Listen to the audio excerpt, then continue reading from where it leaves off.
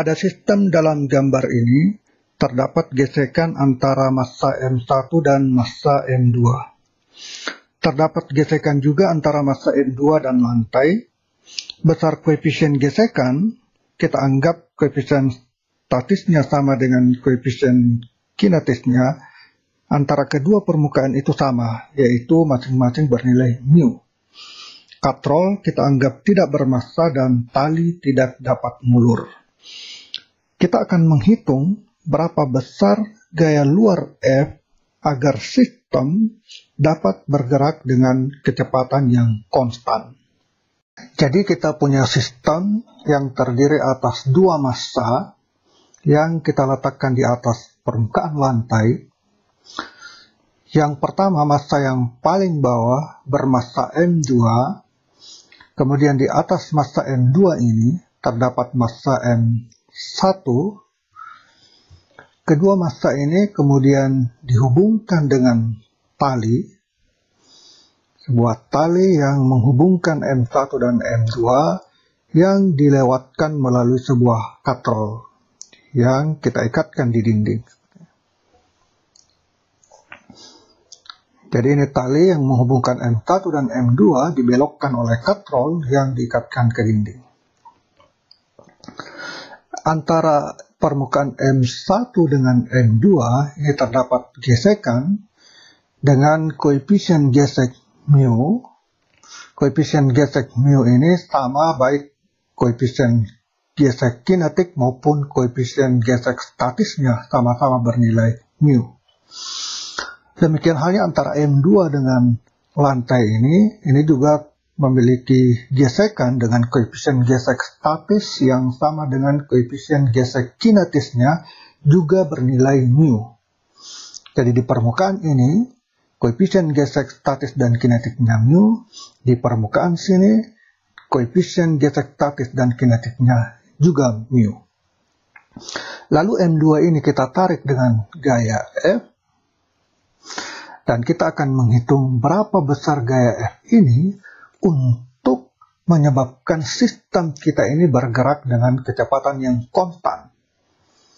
Jadi kecepatan konstan.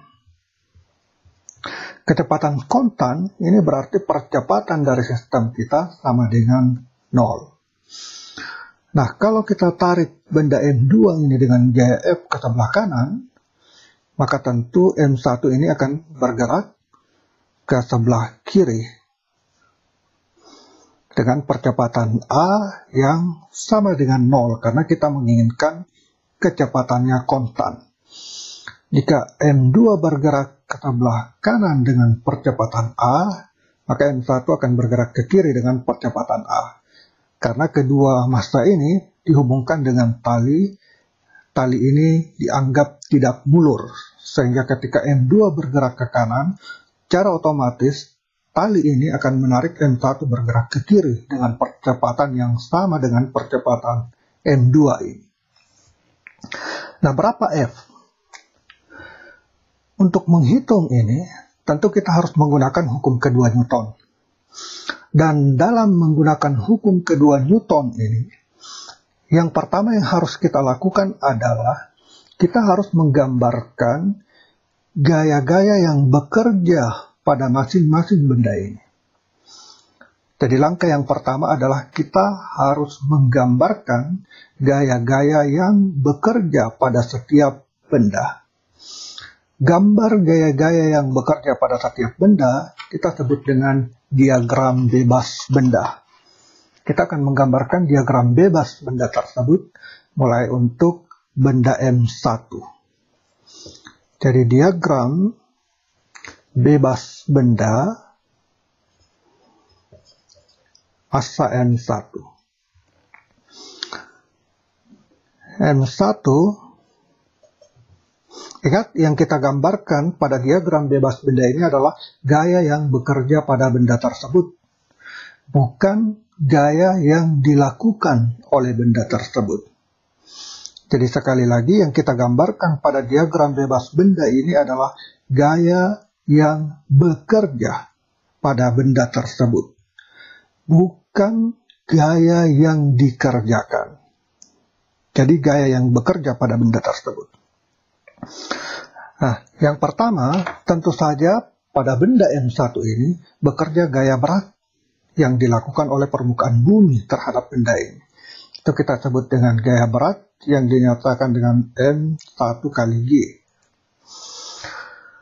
Kemudian, karena benda M1 ini terletak pada permukaan benda M2, maka permukaan benda M2 ini melakukan gaya ke atas terhadap M1. Yang kita sebut dengan gaya normal. Jadi ada gaya normal ke atas yang dikerjakan oleh permukaan benda kedua terhadap M1. Selanjutnya, karena antara M1 dengan M2 di bawah benda ini mengalami gesekan, maka di permukaan benda M1 ini akan mengalami gaya gesekan.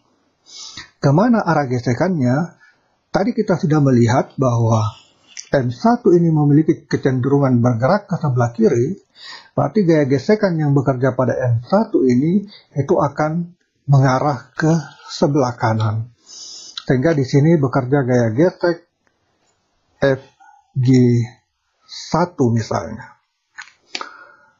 Nah, selain itu terdapat satu gaya lagi, yaitu gaya tegangan tali. Gaya tarik tali T yang bekerja karena pada benda M1 ini diikatkan dengan sebuah tali yang menarik benda M1 bergerak ke kiri. Jadi terdapat gaya tegangan tali T. Itulah gaya-gaya yang bekerja pada benda M1 ini. Selanjutnya untuk benda M2, kita gambarkan gaya yang bekerja pada benda M2 ini. Ini terletak di lantai, ini M2.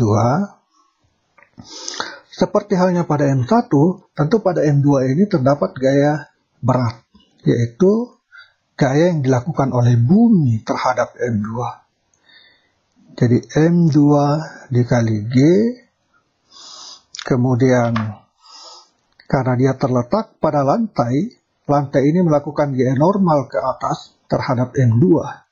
Jadi bekerja gaya normal terhadap M2, kita tulis sebagai N. Nah, karena di benda M1 ini terdapat N, di sini juga ada N, supaya tidak membingungkan ketika kita bekerja dengan persamaan yang berasal dari persamaan gerak kedua benda ini, kita akan membedakan simbolnya. Yang di bawah ini gaya normal pada benda M2, kita beri simbol N2, dan gaya normal pada M1 kita beri simbol N1. Gaya apa lagi yang bekerja pada massa M2 ini? Nah, di atas M2 terletak M1. Jadi ada M1 di atas M2 ini. Itu berarti pada M2 ini juga bekerja gaya yang merupakan berat dari M1 ini. Dengan kata lain, M1 ini menekan M2. Sehingga pada M2 bekerja gaya yang kita sebut dengan M1G. Ini ada arah gaya ke bawah berasal dari benda M1 yang tidak lain adalah berat dari M1 itu. Jadi besarnya M1G menekan M2. Lalu tentu di sini ada gaya F yang kita mau hitung berapa besarnya. Dan di M2 ini terdapat tali yang menghubungkan ke benda M1. Jadi di sini ada gaya tegangan tali T.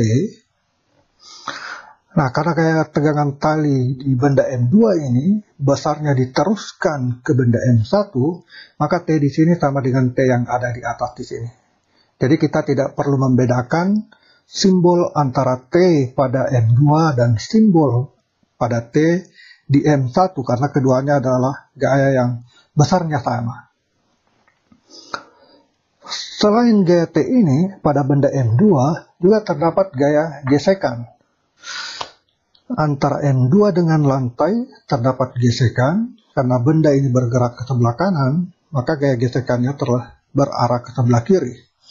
Ini FG2. Fg2 ini adalah gaya gesek massa 2 terhadap lantai. Nah, di atas M2 bergerak M1. Jadi M1 ini bergerak ke sebelah kanan, M2 bergerak ke kiri. Berarti antara M1 dan M2 ini terdapat gesekan seperti pada M1 sebelumnya. Tetapi pada M2 ini, gaya gesekan itu arahnya ke sebelah kiri. Karena M2 bergerak ke kanan, sementara gaya gesekan itu memiliki kecenderungan berlawanan arah dengan arah gerak benda. Jadi ketika M2 bergerak ke kanan, gaya gesek pada M2 ini arahnya ke kiri. Jadi pada M2, pada permukaan bagian atas ini terdapat gaya gesek Fg. Nah, tentu gaya gesek yang bekerja pada bagian atas M2 ini pasti sama dengan gaya gesek yang bekerja pada bagian bawah M1, karena gaya gesekan itu muncul pada kedua permukaan ini. Jadi Fg1 di sini sama dengan Fg1 yang ada di sini. Arahnya berbeda, karena keduanya ini adalah gaya aksi reaksi. Nah, itu gaya-gaya yang bekerja pada M2 dan M1 sudah kita gambarkan. Selanjutnya kita akan menuliskan persamaan gerak pada benda tersebut berdasarkan diagram bebas benda yang sudah kita gambarkan. Untuk benda 1, gerakannya ke sebelah kiri, jadi kita berikan tanda A di sini bergerak, menunjukkan dia bergerak ke kiri, dan benda kedua bergerak ke kanan, di arah panahnya seperti ini. Nah, menurut hukum kedua Newton, sigma F dalam arah X ini harus sama dengan M kali A, tetapi karena kita inginkan percepatan dari sistem kita ini adalah kecepatannya kita inginkan kontan, karena kita ingin menghitung berapa F untuk kecepatan kontan, berarti A sama dengan 0. Kecepatan kontan berarti A sama dengan 0, berarti ini sama dengan 0. Gaya-gaya dalam arah sumbu X pada benda M1 ini itu adalah gaya T dan Fg1. Untuk memudahkan, kita mengambil arah positif searah dengan arah gerak benda. Sehingga pada benda M1 ini, arah positifnya adalah ke kiri dan arah negatifnya adalah ke kanan. Sehingga kita bisa menulis T dikurangi dengan Fg1 sama dengan 0. Atau T sama dengan Fg1. Gaya gesek ini itu tidak lain sama dengan mu, koefisien gesek antara kedua permukaan, yaitu M1 dengan M2, yang tidak lain adalah mu, dikali dengan gaya normal yang bekerja pada M1 ini, yaitu M1. Jadi T sama dengan Fg1 sama dengan mu dikali dengan M1. Besarnya M1 itu bisa kita hitung dengan meninjau arah vertikal. Kita menerapkan hukum kedua Newton untuk arah vertikal, karena pada arah vertikal ini tidak ada gerakan, sehingga sigma F Y resultan gaya-gaya dalam arah vertikal ini sama dengan 0, karena benda ini tidak mengalami gerak vertikal. Karena dia sama dengan 0, itu berarti gaya N1 harus diimbangi oleh M1G. Jadi M1 sama dengan M1G. Sehingga kita peroleh gaya tegangan tali ini sama dengan M1 kali G dikali dengan mu. Jadi T sama dengan Fg1 sama dengan mu kali N1, T sama dengan mu dikali M1 kali G. Inilah gaya tegangan tali kita. Nah, selanjutnya untuk benda M2 kita gunakan hukum kedua Newton. untuk arah positif kita ambil ke kanan sesuai dengan arah gerak benda ini, dan arah ke kiri kita ambil negatif, berarti kita memiliki sigma fx sama dengan m kali a sama dengan 0, karena kita menginginkan kecepatan konstan, itu berarti a sama dengan 0, dan arah gaya-gaya dalam arah sumbu x itu adalah f dikurangi dengan t dikurangi dengan fg1 dikurangi dengan fg2, ini sama dengan 0. Atau saya bisa tuliskan persamaan ini untuk f sama dengan t tambah fg1 ditambah fg2 sama dengan 0. Nah, sekarang T ini kita sudah dapatkan dari persamaan ini, yaitu mu M1 dikali G, dan Fg1 ini sendiri tidak lain adalah M1G, sehingga kita perlu mencari Fg2. Fg2 ini tidak lain mu, koefisien gesek antara M2 dengan permukaan lantai ini, dikali dengan N2. Sehingga untuk menentukan N2 ini, kita melihat atau kita menerapkan hukum Newton pada arah vertikal dari benda N2 ini. Nah, karena juga tidak ada gerak dalam arah vertikal pada benda N2 ini, itu berarti sigma Fy untuk M2 juga sama dengan 0. Jadi sigma Fy pada benda M2 ini juga harus sama dengan 0. Dan gaya-gaya yang bekerja dalam arah vertikal untuk benda M2 ada 3, yaitu M2 arahnya ke atas, M1G dan M2G arahnya ke bawah, sehingga kita bisa tuliskan M2 dikurangi dengan M1G, jadi M2 dikurang M1G dikurang M2G ini sama dengan 0, atau M2 sama dengan M1 tambah M2 kali dengan G. Dengan demikian kita peroleh gaya gesek 2 ini sama dengan mu kali N2. Mu ini adalah koefisien gesek antara permukaan dengan M2, permukaan lantai dengan M2, seperti persamaan ini. Dan N2 tidak lain sama dengan mu M1G ditambah dengan M2G. Jadi N2 kita substitusikan M1 ditambah M2 dikali G, saya substitusikan ke sini, saya kalikan G ke dalam, atau mu M1G ditambah mu M2G.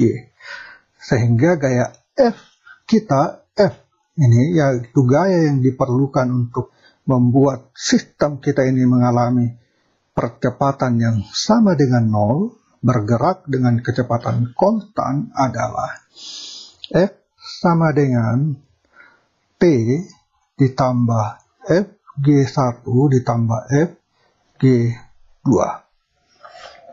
Persamaan yang ini tidak ada sama dengan 0. Kita sudah pindahkan ini ke sini. Jadi ini tidak ada sama dengan 0. T, besarnya T adalah mu M1G. Jadi ini sama dengan mu M1G, nilai dari T, ditambah dengan Fg1 ini sendiri adalah Fg1 itu tidak lain adalah mu dikali Mg. Jadi Fg1 sama dengan mu kali N1, N1 sama dengan M1G, berarti Fg sama dengan mu M1G yang sama dengan T. Jadi Fg1 sama dengan T sama dengan mu M1G ditambah dengan Fg2. Fg2 ini adalah mu M1G ditambah mu M2G. Sehingga kita peroleh F sama dengan 3 kali mu M1G ditambah dengan mu M2G. Inilah gaya yang diperlukan untuk membuat sistem kita ini bergerak dengan kecepatan konstan.